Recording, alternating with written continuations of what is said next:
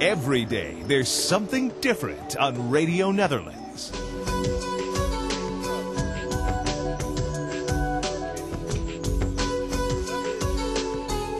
You're at Shangri-La, my home, where I have been living for the last 15 years. And describe it. Why did you choose to live here? Oh, it's, to start with, it's my ancestral property. My parental house is just in the same garden. And my family, I have 3 other sisters and a brother who's also built in these premises. So it's a nice family community. We provide security for each other, look after. So it's a nice little Goonetilleke community. How did you get into radio? Because you didn't train as a radio technician or as a radio announcer. Oh, my father was a great shortwave listener, and there was a time when he had insomnia, and he would sit out in front of the radio and listen, and I would creep out of bed and come and sit with him, and he would tell me, this is music from Africa, this is back to the Bible, from the Philippines, and things like that. So my interest was there, and I think my father is the one who taught me radio. He's my radio guru. So when did you start listening? I was about 11 years when I started listening. Of course, English being quite commonly spoken in the house gave me the opportunity of listening to the radio. So around 11 or 12, I started listening on my own. So what sort of stations can you recall? Oh, the first stations were, of course, the Voice of America, the BBC, and we used to listen very often to Radio Australia for the cricket commentaries, and the BBC. We learned a lot of English and how to express ourselves listening to those cricket commentaries. So those are the first stations that I can think of. Later on, of course, as we went along, All India Radio, Radio Pakistan, Radio Netherlands, and so many other European stations when I became a DX, of course. When was that? That was in 1965. Was my first QSL card. Unknowingly, I wrote to a station. That was the first time I wrote to a station, sending an answer to one of their listener contests. And they sent me a QSL card back. I had written a perfect reception report. So then I thought probably other stations also must be issuing such beautiful cards. And I started on my own listening. Later on, of course, got the more technical and information from books and friends. So that's the way I started DXing. But gradually this also became more than just a hobby, because you started technical monitoring on a professional basis. Yes, my first contact with the radio station was with Radio Vatican, and I sent a reception report on one of their North American services, and they came back to me and told me that they would love to hear some comments and about reception about their South Asia service. And I immediately wrote back. I was so flattered that a broadcaster would write to me asking me to help them. And they helped me on, and they asked me whether I could suggest a frequency, because the frequency was bad. And my little domestic radio set was so poor that I couldn't read frequencies. But I tried to give them some frequencies. And later on, they even sent me a radio so that I could help them better. So that's how I got on to monitoring. Later on, I thought probably if Vatican needs reception reports, BBC would, Voice of America, Radio Netherlands, and so many other stations, and I got on. And they told me if I was willing to make a commitment, write regularly, that they would even pay me a little out-of-pocket expenses and a little allowance. So we continued in that line, and I'm very happy I did so. You also became a voice on the air, too. As a broadcaster, yes. I remember in 1975, Radio Netherlands realized that there was a huge audience in South Asia, and they wanted to introduce a DX report in DX Jukebox. So they were looking for somebody, and in the meantime, as a stopgap, they selected Greg Halkin, a Canadian. He was the first secretary in the Pakistan embassy. And when Greg was leaving, he contacted me and said, why don't you have a go at it? So we had a voice test, and for 24 long years, I was with Radio Netherlands when DX Jukebox became Media Network. And yeah, it changed my life. I got to know a lot of people, broadcasters, a lot of friends. I think it changed my life, the contact with Radio Netherlands. Also, the way in which the program may also the way in which the programme was made changed dramatically over the 20 years that the programme was on the air. Yes, I would say my participation in the first years to DX Jukebox was more or less a passive effort. I would list some frequencies and station information. But when the station changed to media network, it became a very interactive program, not only from listeners to the station, but even the correspondents. And we would select a hotspot, what was current on the air.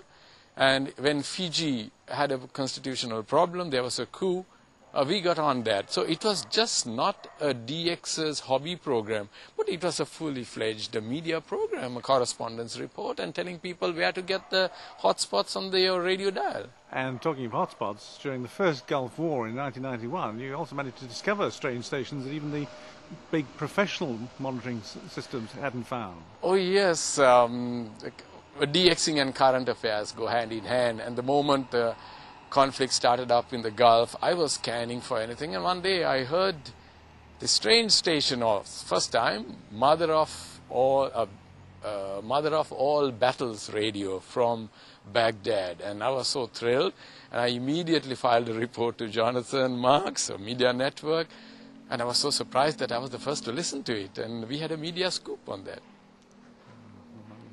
How do you think radio's changed? Because, I mean, radio is changing, especially since the last 5 or 6 years.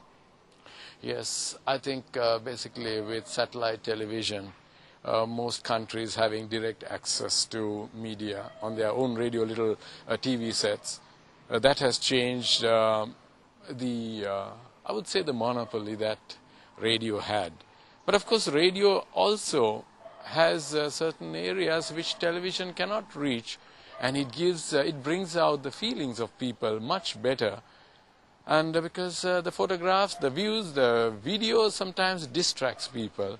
So it's very interesting. Of course, radio has got some new challenges, which I feel they are facing up to very well. And radio can never go away, especially in our part of the world or third world countries, because radio has been our main promoter of our information. So radio will be there. Of course, with the internet and satellite television, it has to meet new challenges, but certainly radio is there to stay for a long, long time. Now, at the moment, television is already digital in many countries. The mobile phones here in Sri Lanka are digital already. How long can radio remain analog? My advice is not to expect people to go out and buy digital radios, DRM radios, but they have to incorporate it in an existing device like a mobile phone. Young people go in for mobile phones, but they rarely go in for new radios. So don't expect a young person to spend $200 in the third world to buy a new DRM compatible radio. But the industry should find a way of incorporating it in some existing equipment like a mobile phone or satellite or whatever. And another very important thing is, we are talking so much about new technology delivering the program, but I think what is paramount is to give good programming. If you have a very good signal, be it DRM or analog, but the programs don't suit the audience, nobody's going to listen. So as much concentration and effort should go into producing good programs. I remember you writing to Radio Netherlands ages back, talking about your special bamboo curtain. Tell us more about that. Well, it's a basic design, adding a reflector and a director to a dipole and making it into a beam antenna. Of course, the time I started making antennas in Sri Lanka, to get aluminium was very difficult, almost impossible. So I decided to take bamboo instead. So using 3 bamboos to keep the elements equally spaced out and hanging it on 2 coconut trees like a hammock at the 2 ends, I have my bamboo antenna, and it is very good as a commercially constructed beam antenna. It gives you this great joy of having to transmit a signal from your own antenna and see it hitting the other side of the world. Yes, Sri Lanka is very green and we love green. My garden is full of plants, bamboo and so many other things. But 2 months of the year, that's February and March, we have a very bad drought, especially because I'm on top of a hill and I depend on groundwater. I have an open well, and when I go down 20 feet, I hit solid granite. So when there is no water, rain for 2 months, the water table drops well below the granite level. So I had to carry water, and carrying it in my car, it was very tedious. So I decided to look for a solution, and I built a rainwater tank which would hold about 5,000 gallons. And since I built it, I have solved my water problem. So even during the drought, we can have enough water for our plants and our needs. It's over there? Yes, it's a little water pump, cost $15. And it helps me to take the water out of my huge tank, ground tank. The tank is 4 feet underground and 3 feet above ground. And whenever I switch on the little pump, it will pump the water out of the tank and give it to me to water my garden, or even I can connect it onto my main house water system. Why have you covered it? Because unless you cover it, if sunlight falls on the water, it breeds mosquitoes. So this is the famous shack. Explain what sort of equipment you got. Jonathan, this is not my entire stock of equipment, but this is enough for me to do my main work. My main receiver here is an ICOM R71A. I have an ICOM R70 on the side, which I use to check parallel frequencies. And I have an ICF 2010, the real battleship and mother of all portables. We use this for my monitoring of radio signals for Voice of America, BBC, and the various stations for which I monitor. So this I consider as a standard at broad, filter, and we record the reception on that, taken from that.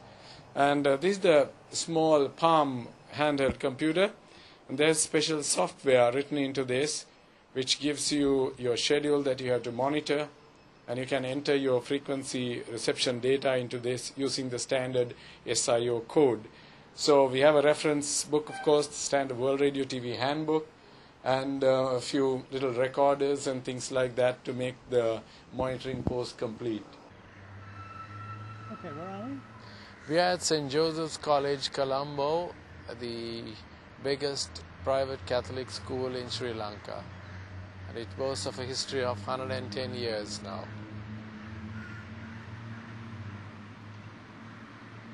What's the antenna up there? That's the school's radio club, and we call it Father Ignatius Pereira Memorial Radio Club. And they have an amateur radio call sign 4S7IP, 4S7 for Sri Lanka. IP is Ignatius Pereira. So in memory of Father Ignatius Pereira, one of the pioneers in the field of electronics in Sri Lankan education. Yes, radio has always been very strictly controlled by the government.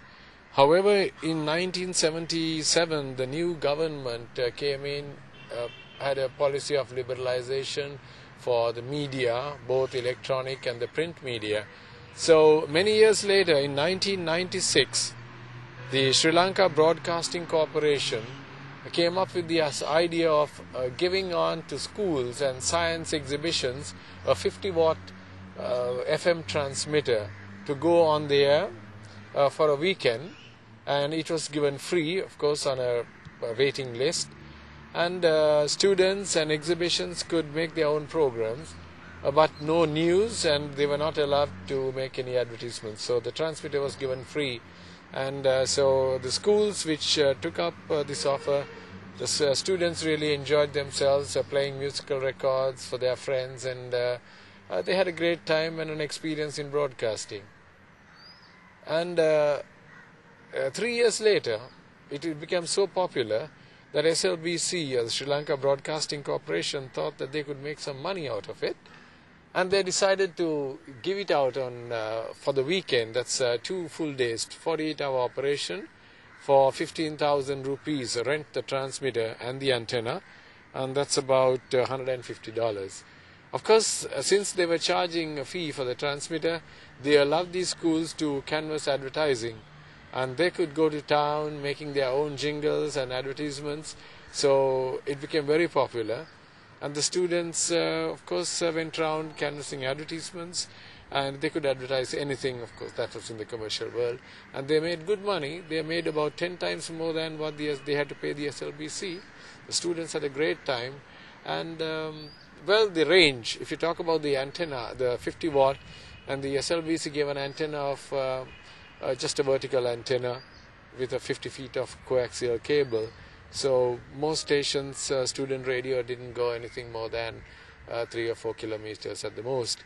But when we got the station at St. Joseph's College, since we had our students had a background of radio, amateur radio, and building antennas, the first thing they did was to take a frequency analyzer and check the impedance and also the resonance of the antenna, and they found that it was very bad.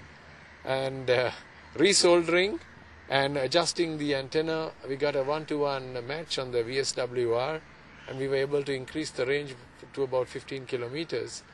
And it was a real great time for the students. And we went one step further to tap some of the local telephone companies, and they were willing to give us 2 or 3 telephone lines. So there was an answering line, a request line, and it became very active and very professional to a great extent, student radio. I'd like to say hi to all our faithful media network listeners down the years. Of course, we've gone on to the World Wide Web. Technology changes, and so I ask you to stay on with Media Network and continue with us and the friendships we have built up. On Thursdays, maybe we are off that half an hour, 35 minutes, but we are there 24 hours of the day, right throughout the year, on call. So just don't feel lonely on Thursdays. Tune in or log in to Media Network at any time and be with the group.